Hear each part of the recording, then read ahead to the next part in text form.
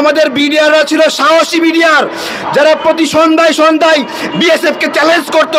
আমরা সেই বিডিআর আবার ফেরত চাই। বাংলাদেশ নামক রাষ্ট্রের বিরুদ্ধে ভারতের যে ষড়যন্ত্র, এই ষড়যন্ত্র প্রথম শুরু হয় এখানে বিডিআর বিদ্রোহের নামে। যদি বিডিআর বিদ্রোহ বলি, বিডিআর হত্যাকাণ্ড বলি, তাহলে বলতে হয় সেনাবাহিনী ভার্সেস আমাদের বিডিআর ভাইরা লড়াই হয়েছে। কিন্তু এটা আমরা সবাই বুঝতে পারছি এটা একটা ষড়যন্ত্র, ভারতীয় ষড়যন্ত্র। তাই আপনাদের কাছে অনুরোধ, এইটাকে পিলখানা হত্যাকাণ্ড আপনারা বলবেন। পিলখানা হত্যাকাণ্ড, আমাদের এই পিলখানায় ভারতীয়দের হত্যাকাণ্ডর ন্যারেটিভ বদলে দিয়েছে যে আমাদের ভাইয়েরা ভাইদেরকে হত্যা করেছে। এইখানে যে একটা ষড়যন্ত্র, তার প্রমাণ কিছুক্ষণ আগে আমাদের এখানে আমাদের বোন সেনা কর্মকর্তা তানভীর, তার ওয়াইফ এখানে আছেন, ওনাকে নজরদারি করছে সারাক্ষণ, এবং এইখানে এসে ওনার ছবি তোলে, এইখানে গোয়েন্দাগিরি মারাতে আসছে এনএসআই এর লোকেরা, বিভিন্ন গোয়েন্দা সংস্থার লোকেরা।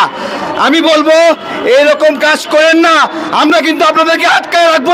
আমরা এটা এমন একটা উদ্যোগ নিয়েছি যেখানে নির্দোষ বিডিআর সদস্যরা মুক্তি পাবে, যেখানে প্রকৃত অপরাধীরা সাজা পাবে। এবং আমি ঘৃণা জানাই যখন সিদ্ধান্ত নিয়েছিল যে তদন্ত কমিশন হবে না, অর্থাৎ শেখ হাসিনা যাদের নামে মামলা দিয়েছে তাদেরকে দোষী সাব্যস্ত করা হবে। আমার কথা, শেখ হাসিনা হত্যাকাণ্ড ঘটিয়েছে, তাহলে শেখ হাসিনা যাদের নামে মামলা দেবে তারা কেমন করে দোষী হয়, এইটাই আমরা বদলাতে হবে। প্রকৃত অপরাধীকে ধরতে হলে ওই সব মামলাকে রিভিউ করতে হবে, রিভাইজ করতে হবে, নতুন করে মামলা করতে হবে। এইখানে জিজ্ঞাসা করতে হবে তাপসের কোনো সম্পৃক্ততা আছে কিনা, জাহাঙ্গীর কবির নানকের সম্পৃক্ততা আছে। আমাদের বুদ্ধিজীবী যারা ছিল, সদ্য স্বাধীন দেশ বা স্বাধীন সম্ভাব্য দেশ যেন ভালো করতে না পারে, এই জন্য বুদ্ধিজীবীদেরকে হত্যা করা হয়েছে। ওই সময় বুদ্ধিজীবীরা ছিল দেশের সম্পদ, কিন্তু আজকে আমাদের যারা বুদ্ধিজীবী নামে আমাদের যাদের চিনি, তারা কিন্তু আমাদের এই কিনা, অথবা ওই দিন যে সকল সেনা অফিসার পিলখানার সামনে নীরব দর্শকের মধ্যে দাঁড়িয়েছিল, তাদেরকে জিজ্ঞাসা করতে হবে তোমাদের শরীরে রক্ত ছিল না, দাঁড়িয়েছিল কেন, আমাদের ভাইদেরকে কেন বাঁচাইলে না, তাদেরকেও বিচারের আওতায় আনতে হবে। তাদেরকে কারা কারা আদেশ দিয়েছিল চুপ করে বসে থাকো, সেইটাও খুঁজে বের করতে হবে। সেই দিন প্রকৃত বিচার হবে। ধন্যবাদ জানাই আমাকে কথা বলার সুযোগ করে দেওয়ার জন্য।